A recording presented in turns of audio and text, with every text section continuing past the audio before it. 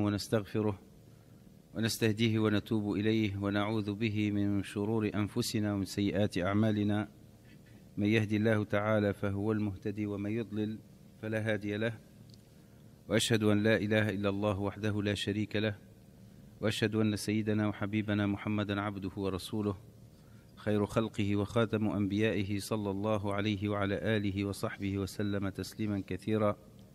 أما بعد أيها الإخوة المؤمنون والأخوات المؤمنات، فنحمد الله سبحانه وتعالى أن هدانا إلى الإسلام. اللهم أحينا مؤمنين مسلمين وأمتنا مؤمنين مسلمين واحشرنا في زمرة المؤمنين المسلمين تحت راية النبي الهدى سيدنا محمد مع الصالحين من عبادك من الأنبياء والشهداء والصديقين والصالحين وحسن أولئك رفيقا. Donc nous rappelons à chaque fois les louanges d'Allah subhanahu wa ta'ala, notre reconnaissance envers lui, lui qui nous a guidés vers le droit chemin, et nous cessons de lui demander pardon et solliciter sa miséricorde subhanahu wa ta'ala, qu'il nous fasse vivre avec notre foi, qu'il nous fasse mourir avec notre foi et qu'il nous ressuscite avec cette noble foi qui est l'islam, en compagnie de notre cher prophète Muhammad sallallahu alayhi wa sallam, ainsi que le meilleur des hommes parmi les messagers, les martyrs, les véridiques et les hommes pieux. Ya Allah, nous sommes reconnaissants envers toi pour la guidance que tu nous as donnée et nous te prions pour nous préserver sur le droit chemin.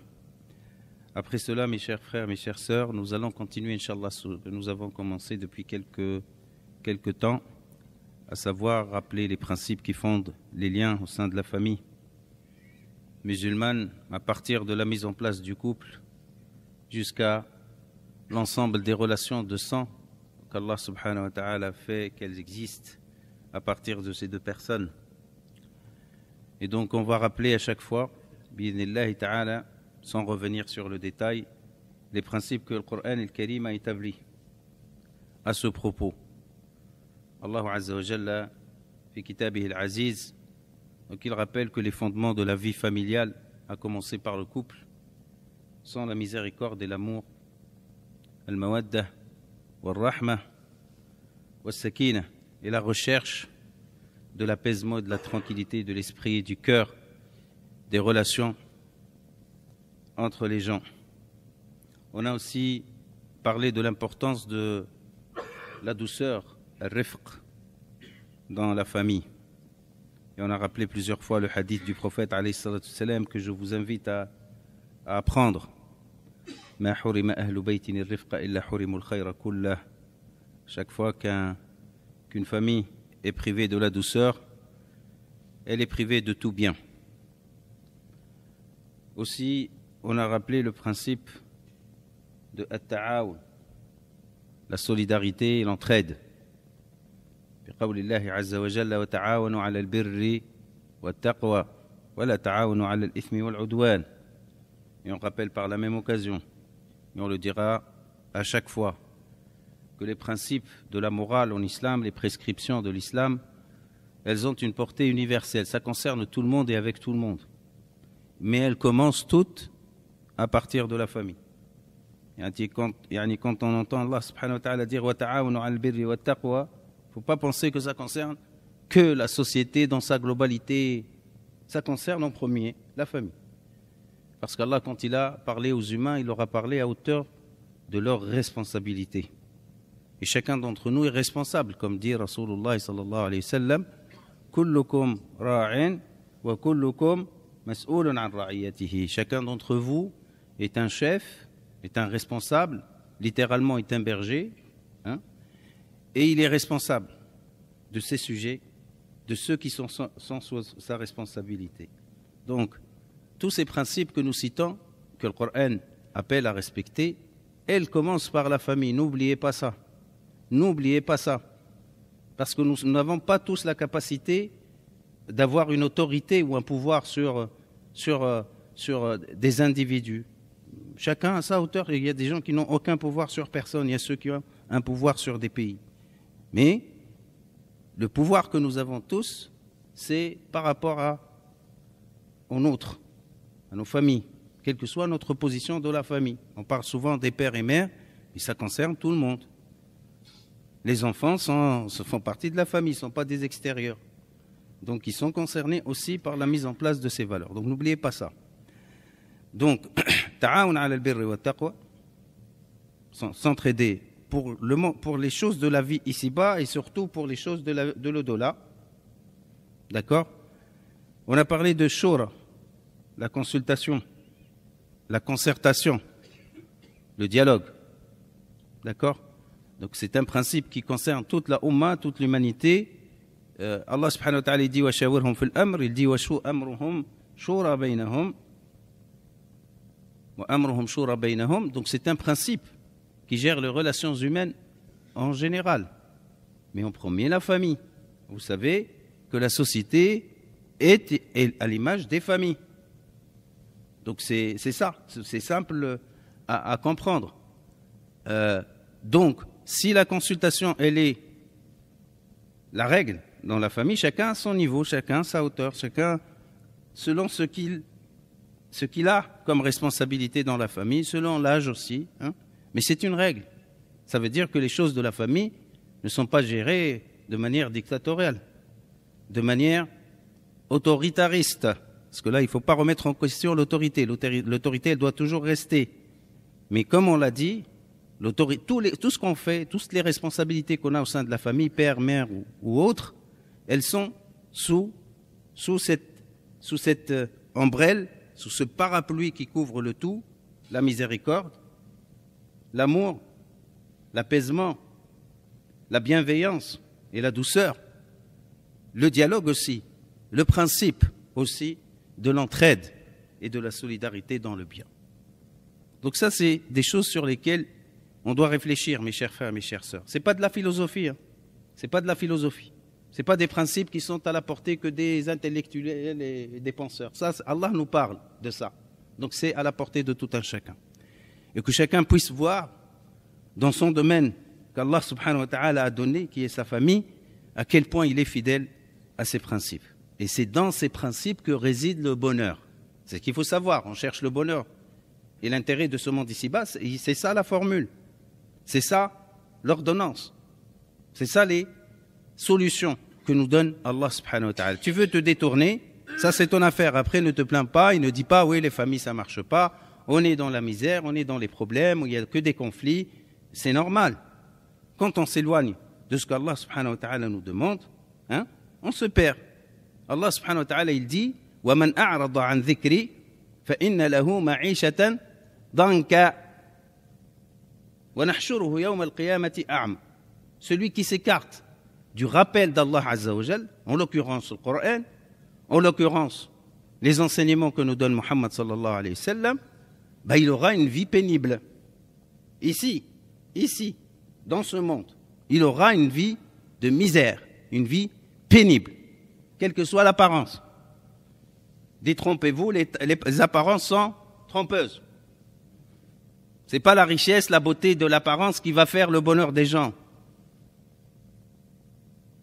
L'intérieur, c'est autre chose peut-être. Donc celui qui se détourne, il aura une vie difficile. Dites-vous, à nous de choisir alors. وَنَحْشُرُهُ يَوْمَ الْقِيَامَةِ أَعْمَى. Et le jour du jugement, il sera ressuscité aveugle. قال ربي لما حشرتني أعمى وقد كنت بصيرا. Ô Seigneur, pourquoi tu m'as ressuscité aveugle alors que j'étais dans la vie voyant? قال كذلك أتتك آياتنا. Ainsi nos signes te sont parvenus. فنسيتها. Tu les as négligés, oubliés. Je fais ce qui me vient dans la tête. C'est comme ça que ça doit se passer. Il y a beaucoup d'entre nous, dans la gestion, dans le maintien de leur famille, la direction de leur famille, la gestion de leur famille, ils puissent dans un autre registre, pas le registre de la sunna et du livre d'Allah, dans un registre chaotique, tout et n'importe quoi qui est dedans.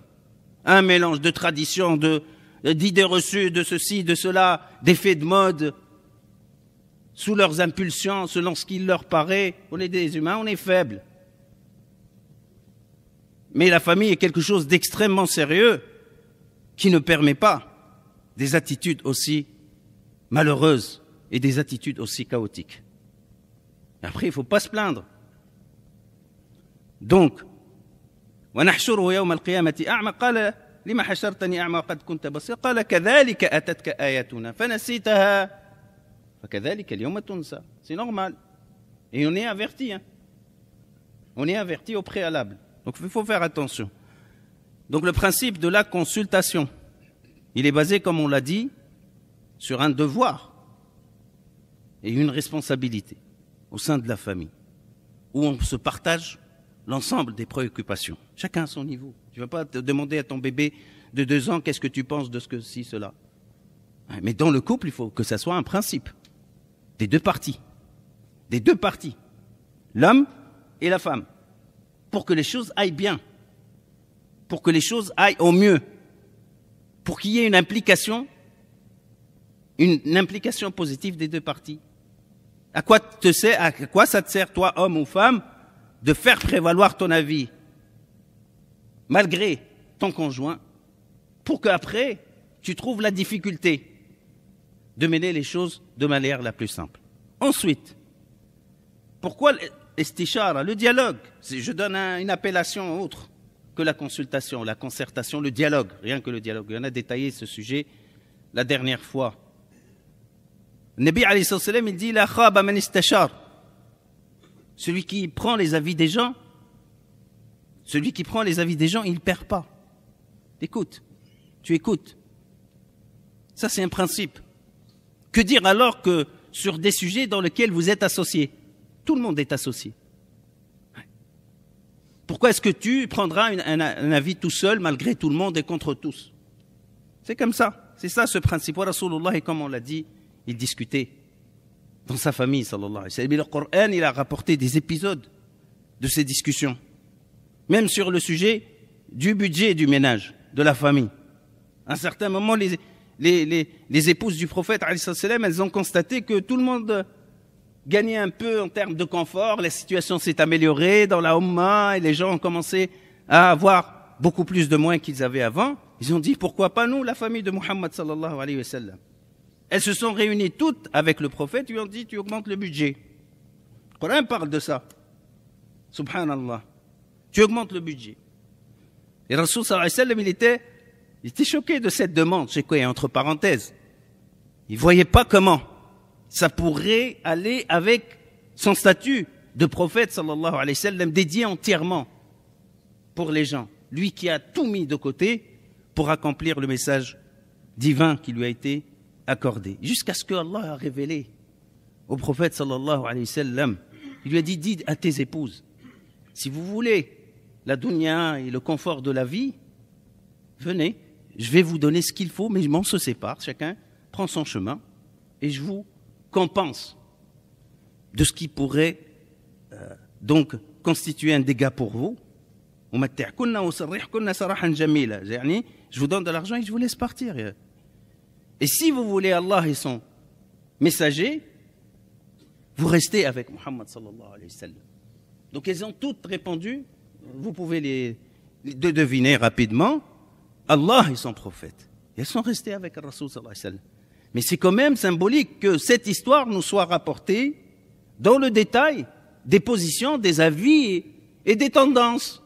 Et que Rasulullah sallallahu alayhi wa sallam lui-même s'est arrêté dans l'attente d'avoir la réponse de la révélation venant d'Allah Azza wa Jal.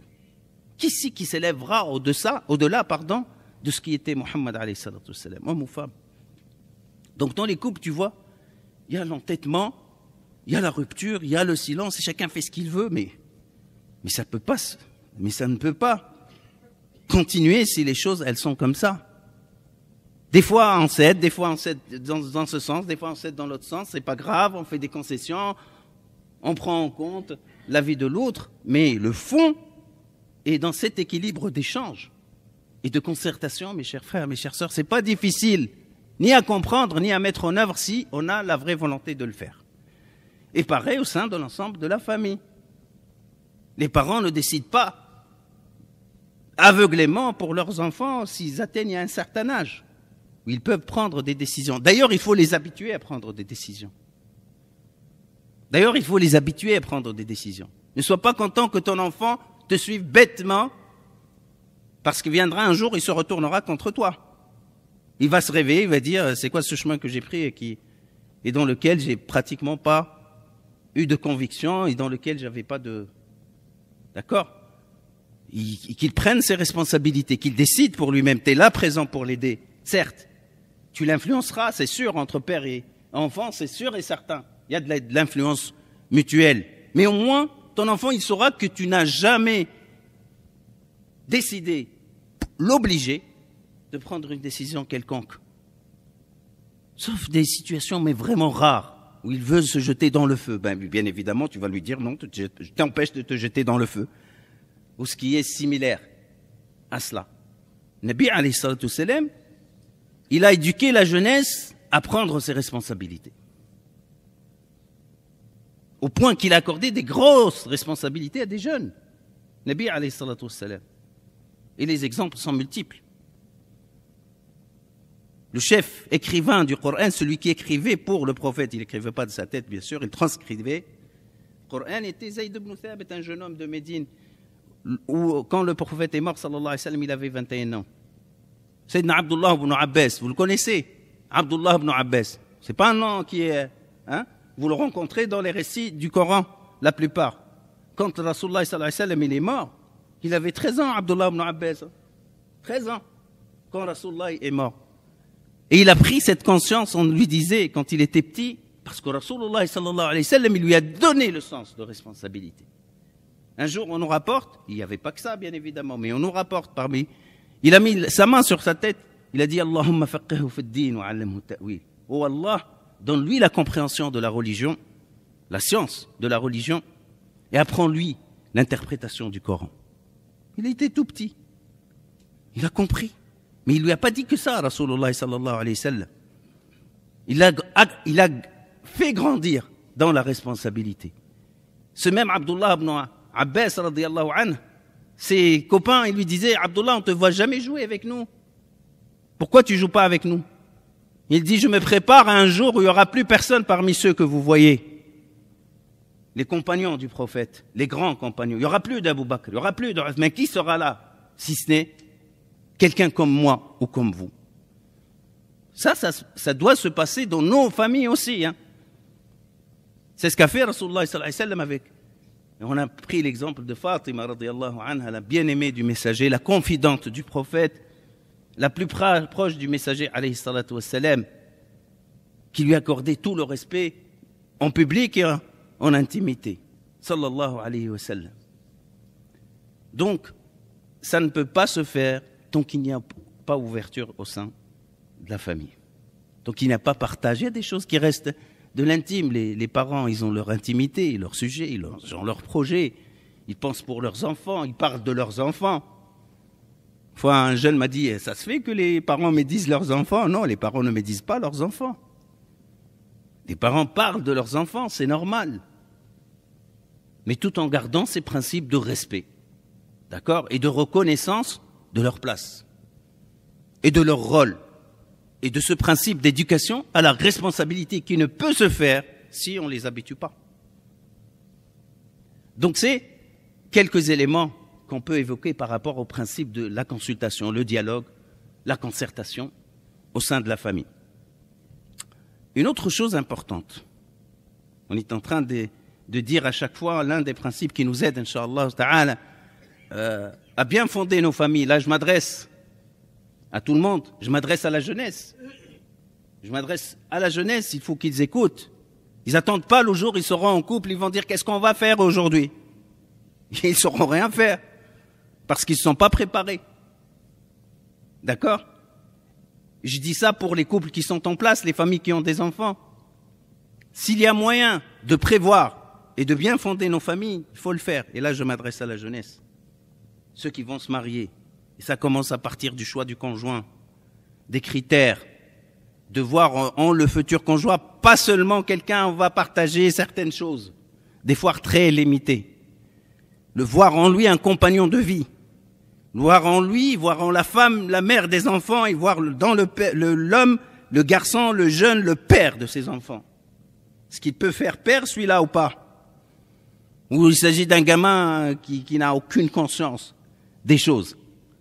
Ou le contraire? Il faut voir tout ça. C'est pas juste le désir, la shahwa, l'attirance, le coup de foudre qui tape dans le cœur et dans les yeux et puis hop, on se laisse emporter. C'est une responsabilité.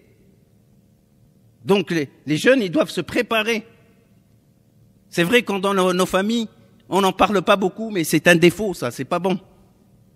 Faut le corriger d'une manière ou d'une autre. Et c'est pas de la pudeur que de ne pas parler de ces sujets-là.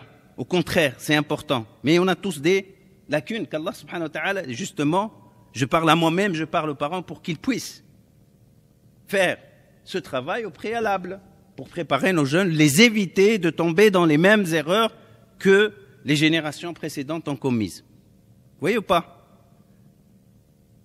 Aux familles qui sont installées, il n'y a rien qui échappe à la réparation. Tu te dis, oui, tout ce qu'a dit l'imam, wallah, j'ai jamais pensé avant que je me marie, encore des années de mariage, on n'a jamais discuté de ça dans la famille, mais il n'est jamais trop tard. Mais il n'est jamais trop tard. Et je ne suis pas celui qui vous a apporté la connaissance, je vous rappelle, c'est tout, je sais que vous savez. Mais juste, c'est de l'incitation, on s'incite mutuellement, on se motive mutuellement, on se dit mutuellement qu'il n'est jamais trop tard au sein de la famille de remettre les choses dans l'ordre. Donc la chose importante, on continuera inchallah à en parler la semaine prochaine, bidnillah, mais je vais commencer quand même à en parler, c'est la préservation du climat d'apaisement dans la famille. La réparation ou intervenir pour désengrener les conflits. Une famille, un couple, subhanallah, c'est normal, je vous apprends rien du tout. D'accord? Donc il peut y avoir des frictions, des désaccords. C'est la proximité, la grande proximité qui crée ce genre de choses. Nous, on se voit, il y a zéro problème entre moi et toi, mon frère. On reste quoi, le temps de Salat al-Jumu'ah? Mais si on s'accompagne pour faire des choses, après, il y aura des conflits. Il y aurait peut-être des ressentis. Il y aurait peut-être un discours qui ne serait pas tout à fait le bon, ainsi de suite. On dit quoi? On n'a pas besoin de ces relations? Non, c'est vital pour nous, ces relations. D'accord? Mais il faut savoir aussi intervenir au moment des conflits. Il faut avoir l'adab déjà. La morale qui nous empêche de tomber dans les conflits. Tout ce qui est prévention. Le bon discours, les bonnes paroles, choisir ses mots. C'est pas parce qu'on est en famille trop proche, on se dit des mots déplacés et respectueux. Même si ça arrive, des fois, il faut que ça soit très rare, déjà.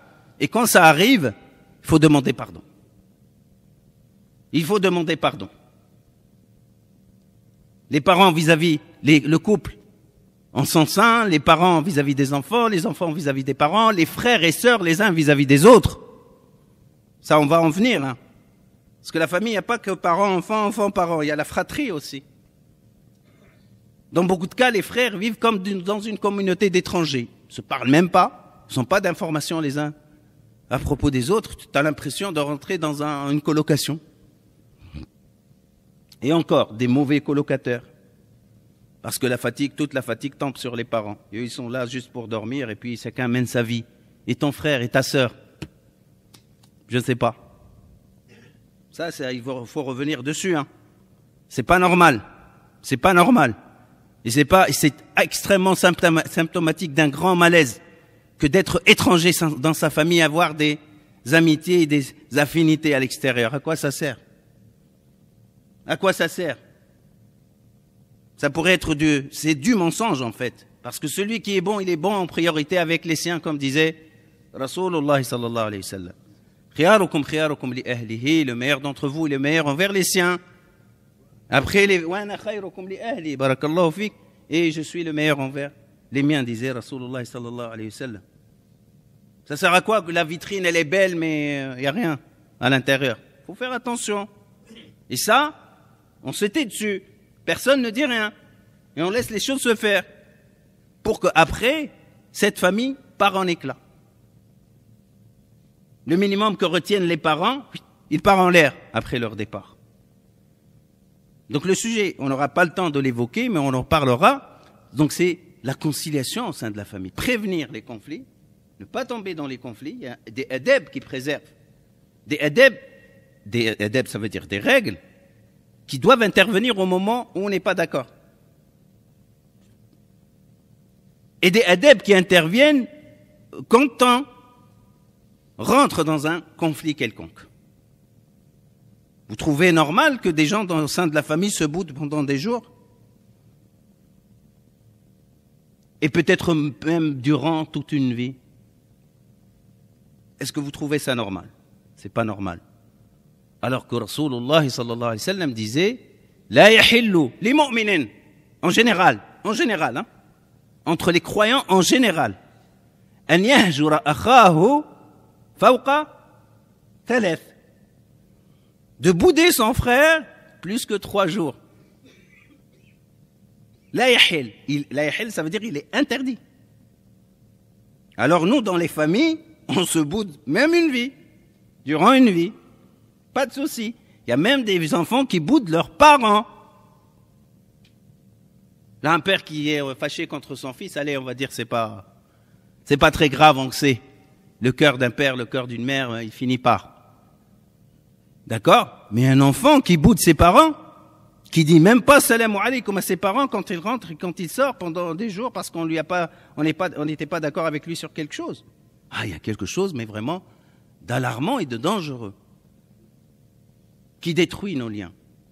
Et celui qui détruit la famille, il a détruit l'humanité. Dites-vous ça. Il faut arrêter de dire les belles choses à l'extérieur et que nos bases, elles sont gangrénées. Qu'Allah subhanahu wa ta'ala préserve tout un chacun. Qu'Allah subhanahu wa ta'ala préserve nos familles, qu'il vraiment nous protège, qu'il nous protège contre tous ces malheurs. أقول قولي هذا واستغفر الله لي ولكم فاستغفروه إنه هو الغفور الرحيم.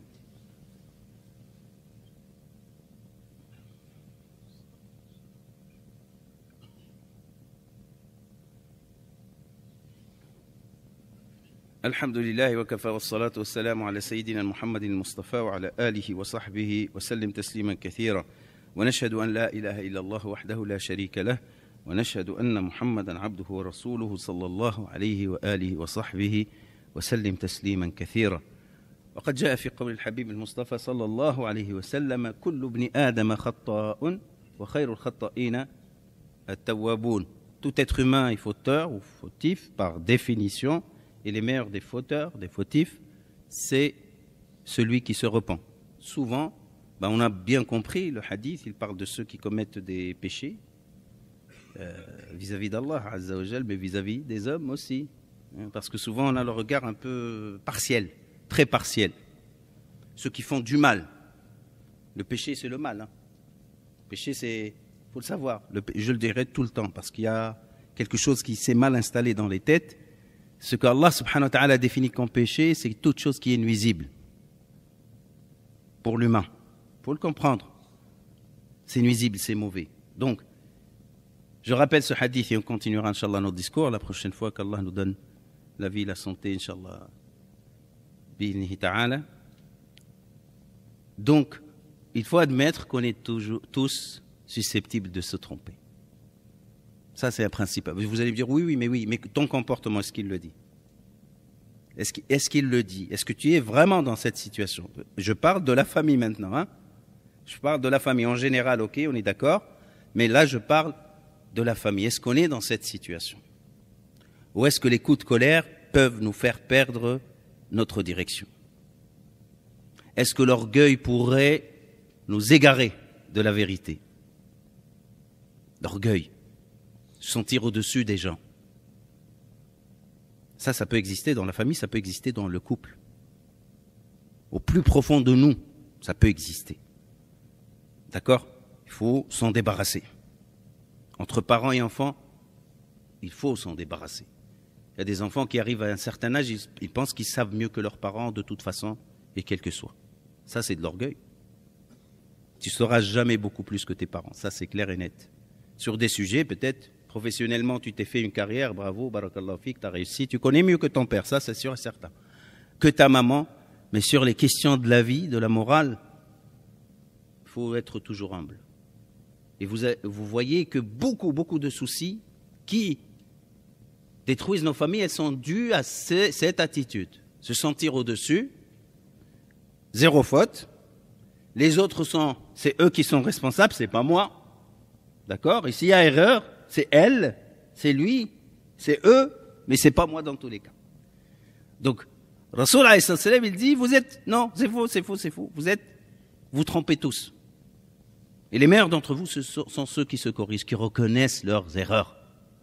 Commençons par ça, qu'Allah subhanahu wa ta'ala nous facilite, Inch'Allah, pour la suite, et qu'il nous apprenne le meilleur pour nous, pour notre vie, qu'il nous fasse profiter de ce que nous écoutons, et surtout de ce que nous disons, qu'Allah subhanahu wa ta'ala ne nous tienne pas rigueur, et qu'il pardonne nos péchés, Inch'Allah ta'ala, et nos erreurs, qu'il fasse miséricorde à nos familles, qu'il couvre nos familles d'apaisement, qu'il couvre nos familles de bienveillance et de douceur, et qu'il fasse que nos familles soient vraiment des demeures de lumière, de piété, d'apaisement et de bien, Inch'Allah ta'ala. أقول قولي هذا وأصلي وأسلم على سيدنا وحبيبنا محمد وعلى آله وصحبه أجمعين. اللهم تقبل منا إنك أنت السميع العليم، وجد علينا إنك أنت الجواد الكريم، وتب علينا إنك أنت التواب الرحيم، واهدنا إلى طريق الحق طريق اليقين، واجعل اللهم جمعنا هذا جمعا مرحوما، وتفرقنا من بعده تفرقا معصوما، ولا تجعل فينا شقيا ولا محروما ولا معذبا بنارك يا أرحم الراحمين.